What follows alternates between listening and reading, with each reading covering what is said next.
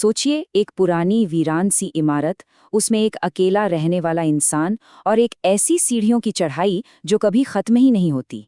आज हम शांति निवास की अंतहीन चढ़ाई कहानी के डर को परत दर परत समझेंगे और देखेंगे कि कैसे कुछ सिंपल से शब्द भी हमारी रातों की नींद उड़ाने के लिए काफी होते हैं। कहानी की शुरुआत ही एक सवाल से होती है। अंधेरी सीढ़ियों का आखिरी कदम, किसका आखिरी कदम, और उन सीढ़ियों के ऊपर आखिर है क्या? पहली ही लाइन से हमारे दिमाग में एक बेचैनी सी पैदा हो जाती है और यहीं से डर का असली खेल शुरू होता है। किसी भी डरावनी कहानी की जान होता है उसका माहौल, उसकी सेटिंग।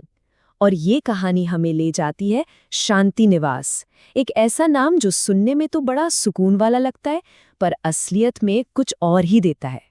देखिए, कहानी का पहला साइकोलॉजिकल खेल यहीं पर है। नाम है शांति निवास, लेकिन हकीकत में वहां शांति से ज्यादा एक अजीब, कानों को चुभने वाला सन्नाटा है। ये जो फर्क है ना, नाम और हकीकत में, यही बेचैनी की पहली वजह बनता है।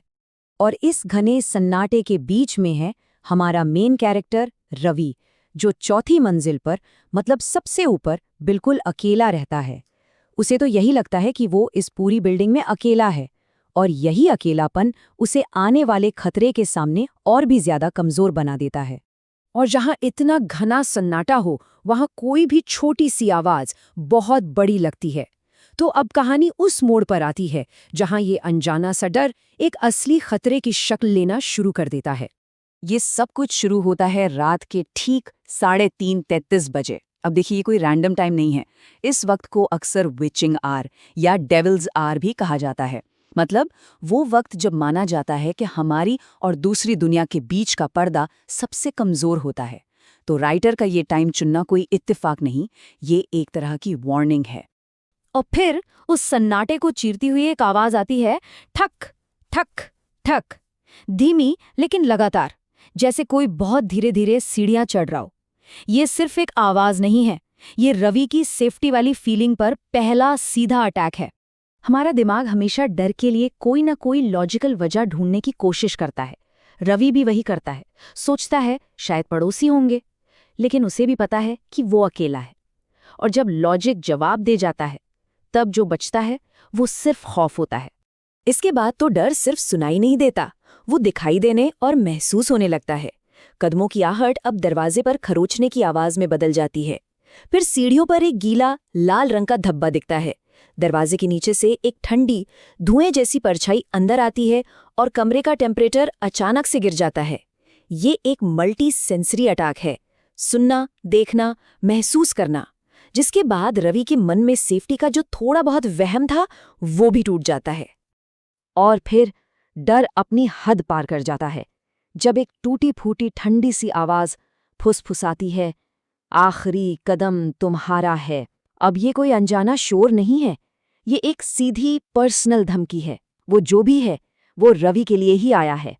यहाँ से कहानी उस पीक पर पहुंचती है जहां लॉजिक और रियलिटी के सारे नियम टूट जाते हैं। रवि अब एक ऐसे बुरे सपने में फंस जाता है जहां से भागने का कोई रास्ता ही नहीं है। तो कहानी का सबसे डरावना हिस्सा अब सामने आता है, रियलिटी का टूटना। रवि का दरवाजा गायब हो जाता है, उसकी जगह ऊपर की ओर जाती हुई सीढ़ियां हैं, जबकि वो तो पहले से ही टॉप फ्लोर पर है। सीढ़ियों पर खून के धब्बे हैं, जैसे उसे ऊपर आने के लिए मजबूर किया जा रहा हो। और जैसे जैसे वो ऊपर चढ़ता है, उसके पीछे की दुनिया अंधेरे में गायब होती जाती है। अब वापसी का कोई रास्ता नहीं बचा। इस नामुमकिन चढ़ाई के अंत में रवि का सामना उस चीज से होता है जो इस पूरे आतंक की जड़ है। ये कहानी का वो पल है जहां डर को एक चेहरा मिलता है। सीढ़ियों के आखिर में एक आईना है, पर रवि को उसमें अपनी शक्ल नहीं दिखती। उसे दिखता है एक औरत का चेहरा, और वो डरी हुई नहीं है, वो मुस्कुरा रही है। एक खौफनाक मुस्कान जिसके साथ एक जला हुआ चेहरा, सफेद आंखें और फटे हुए होंठ है। जहां रवि डर से कांप रहा है, वहीं वो जीत की मुस्कान दे रही है। और इससे पहले कि रवि कुछ समझ पाता, आईने में मौजूद वो औरत अपना हाथ बाहर निकालती है और रवि को अंदर खींच लेती है। और बस एक पल में सीढ़ियां गायब हो जाती है, अपार्टमेंट वापस नॉर्मल हो जाता है, जैसे कुछ हुआ ही न हो। लेकिन ये कहानी का एंड नहीं है। असल में ये तो बस इस चक्र की एक नई शुरुआत है। कहानी का असली ट्विस्ट तो अब आता है जो शांति निवास की डरावनी हकीकत को सामने रखता है। कहानी का सबसे भयानक हिस्सा यही है। पिछली रात रवि ने कदमों की आहट सुनी और आईने में गायब हो गया। लेकिन अगली रात ठीक 3:33 पर कदमों की आहट फिर से गूंजती है। पर इस बार चौथी मंजिल से जो फुसफुसाहट आती है वो रवि की है। वो इस श्राप से बचा नहीं, बल्कि वो खुद इस श्राप का अगला हिस्सा बन गया है। और कहानी हमें बस इसी एक सवाल के साथ छोड़ जाती है, अगला आखिरी कदम किसका होगा? ये सवाल शांति निवास के कभी न खत्म होने वाले आतंक को दिखाता है और सोचने पर मजबूर करता है कि शायद ये सिलसिला हमेशा हमेशा चलता रहेगा।